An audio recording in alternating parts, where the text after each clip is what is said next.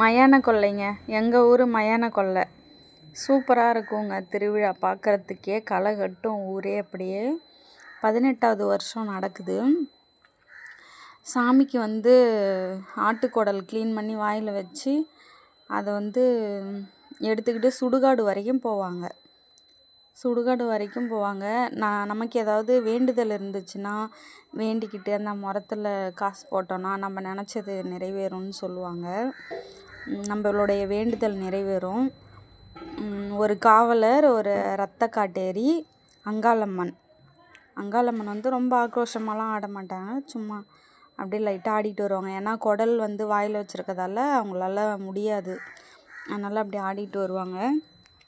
சூப்பராக இருக்கும் திருவிழா பார்க்குறதுக்கே. நைட்டு சுடுகாட்டுக்கு போயிட்டு அங்கே இருக்கிற எலும்பு அந்த கோயில் காப்பு